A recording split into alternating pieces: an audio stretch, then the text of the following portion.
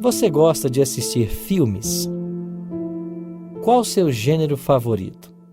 Ação, comédia, romance, ficção científica? Você já percebeu que há uma inquietude geral por saber como terminará a história humana? Filmes como Independence Day, Armagedon, Impacto Profundo, 2012, todos procuram mostrar uma teoria de como seria esse fim. Mas não passam de teorias humanas. Por que não confiar na versão que o próprio Deus, Criador do universo, apresenta em sua palavra?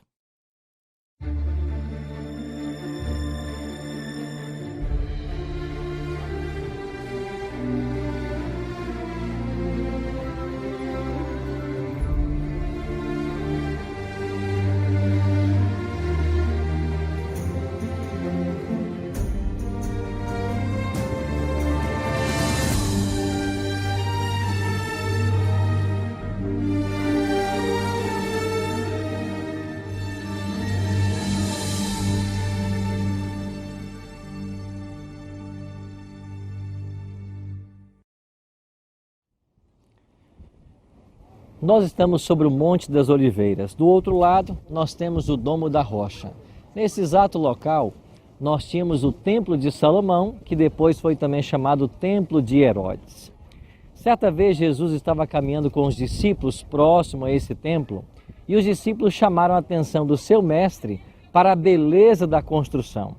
Jesus então fez uma profecia extraordinária. Ele disse: "Não ficará aqui pedra sobre pedra que não seja derribada." Em seguida, Jesus veio aqui, para o Monte das Oliveiras, e os discípulos se aproximaram dele, curiosos a respeito da sua fala. E então perguntaram para ele: "Mestre, dize-nos quando sucederão estas coisas e que sinal haverá da tua vinda?" E aqui no Monte das Oliveiras, Jesus fez o famoso discurso profético de Mateus 24, alertando a respeito do dia da sua vinda.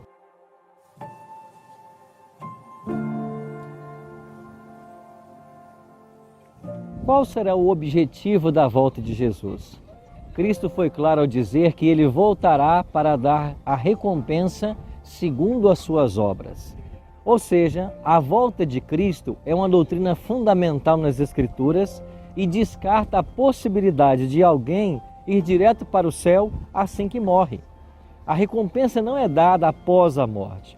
A recompensa só será dada quando Jesus voltar a essa terra em glória e majestade. O que acontecerá com os mortos na volta de Cristo que não se salvarem? Eles permanecerão mortos. Já os que estiverem vivos, os ímpios, eles irão fugir do esplendor da glória da volta de Jesus. Apocalipse capítulo 6 declara que eles pedirão aos montes e aos rochedos: "Caí sobre nós e escondei-nos da face daquele que se assenta no trono e da ira do Cordeiro, porque chegou o grande dia da ira deles. E quem é que pode suster-se?" Os ímpios vão preferir a morte do que contemplar a volta de Cristo nas nuvens dos céus.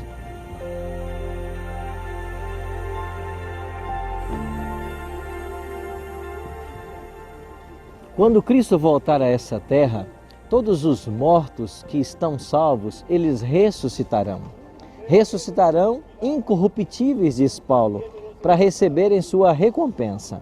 Por outro lado, aqueles que estão perdidos, eles não ressuscitam na volta de Cristo. Segundo o livro do Apocalipse, capítulo 20, eles só irão ressuscitar 1000 anos após a volta de Cristo.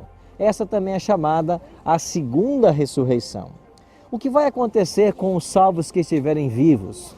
Paulo diz que no momento da volta de Jesus, ele vai descer dos céus e os vivos serão transformados num abrir e fechar de olhos, porque é necessário que o corpo corruptível se revista da incorruptibilidade e o corpo que é carnal e imortal se revista da imortalidade. Nesse momento, a morte será vencida e os santos receberão a vida eterna.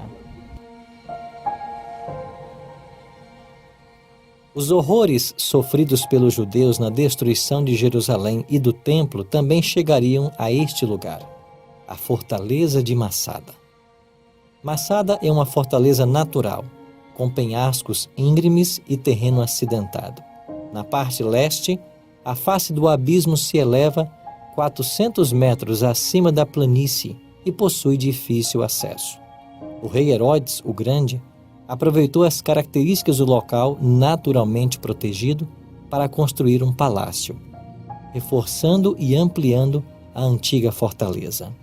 Após a destruição de Jerusalém, Massada se tornou a última fortaleza judaica a ser vencida. Após anos de trabalho, os romanos, liderados pelo novo procurador Flávio Silva, construíram acampamentos e uma muralha ao redor de Massada, para que ninguém fugisse. Finalmente, no ano 73, uma enorme rampa foi construída pelo lado oeste do platô, e foi através dessa rampa que eles tiveram acesso à muralha da fortaleza e a destruíram.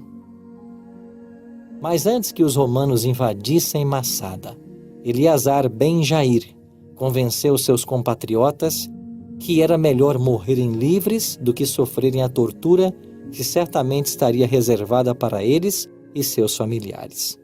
Com grande tristeza, cada chefe de família matou sua mulher e seus filhos. Em seguida, foram sorteados 10 homens para matar os restantes. Desses, um foi selecionado para matar os outros 9, incendiar o palácio onde todos haviam tombado e depois suicidar-se.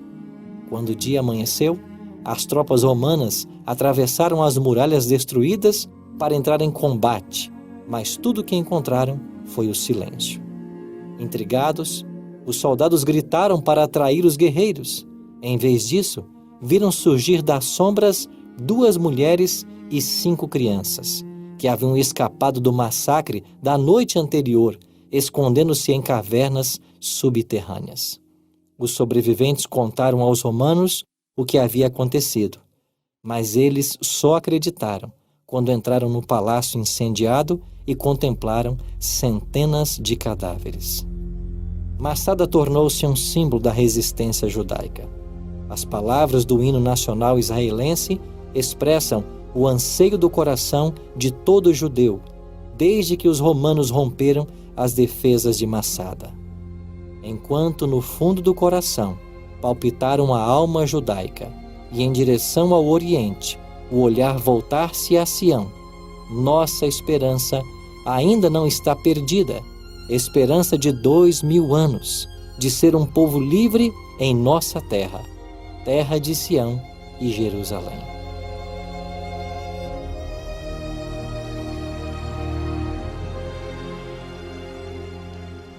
Os discípulos ficaram curiosos a respeito da data da volta de Jesus. Jesus disse, mas a respeito daquele dia e hora, ninguém sabe. Nem os anjos nos céus, nem o Filho, somente o Pai. Mas nós não estamos em trevas quanto a esse dia, pois Jesus descreveu em Lucas 21 os eventos que teriam lugar antes que ele voltasse. Jesus falou sobre um grande terremoto, o sol negro, a lua vermelha como sangue e uma queda de estrelas. Todos esses eventos já estão na história. E Jesus mesclou esses eventos em Lucas 21 com os sinais da sua vinda e também a destruição de Jerusalém no ano 70.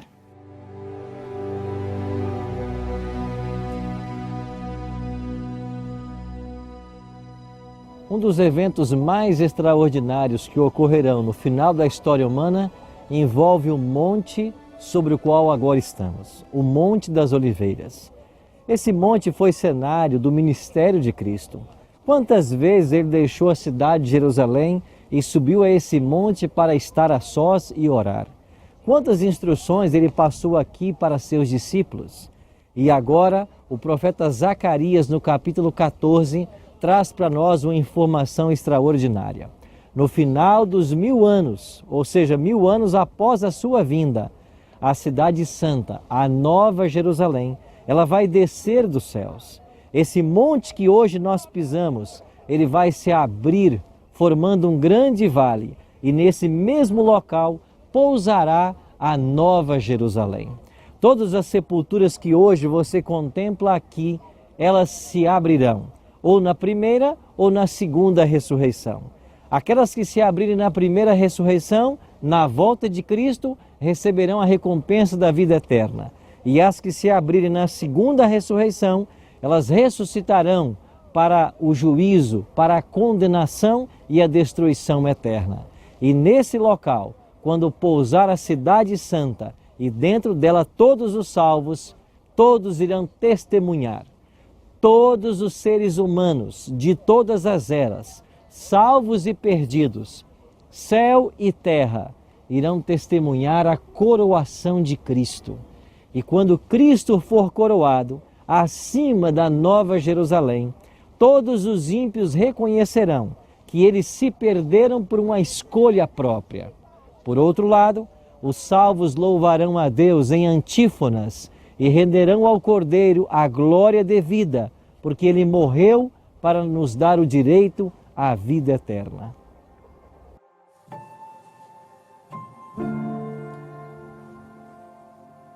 Cristo nos prometeu que ele vai voltar a essa terra para buscar os salvos e levar para os céus. Em João 14, 1 a 3, nós temos a promessa mais clássica de Jesus: vou preparar-vos lugar. E quando eu for e vos preparar lugar, voltarei e vos levarei para mim mesmo, para que onde eu estou, estejais vós também. João diz que os salvos serão levados para os céus, para uma cidade que Deus está preparando. Essa cidade é chamada na Bíblia de a Nova Jerusalém. Por que é chamada de a Nova Jerusalém? Porque aqui, atrás de nós, está a cidade de Jerusalém. Agora, Deus vai trazer para nós a Nova Jerusalém. E assim como esta cidade tinha uma muralha com 12 portas, também a Nova Jerusalém terá uma muralha com 12 portas. E os salvos entrarão por essas portas quando Cristo nos levar para lá. Amigo, que privilégio eu e você temos de poder nos preparar para o maior evento de todos os tempos, a volta gloriosa de Cristo a essa terra, quando o pecado terá fim, Satanás será destruído e nós receberemos o dom da imortalidade. Não quer você se preparar para o grande dia do regresso de Jesus a essa terra? Não quer você abrir o seu coração e aceitar o homem do Calvário como teu Salvador pessoal? Eu queria orar para que isso acontecesse na sua vida. Pai Santo, estamos aqui na cidade de Jerusalém, na mesma cidade onde o Senhor foi crucificado. Nós queremos te aceitar como nosso Salvador pessoal. Nós queremos receber a vida eterna das tuas mãos e nós queremos um dia morar na Nova Jerusalém. Nos abençoe e nos ajude nesse propósito. Oramos em nome de Cristo. Amém. Jesus disse que viria e veio. Jesus disse que morreria e morreu. Aqui, nessa cidade em Jerusalém. Jesus disse que ressuscitaria. Aqui ele ressuscitou. E Jesus disse que vai voltar. Espere-o.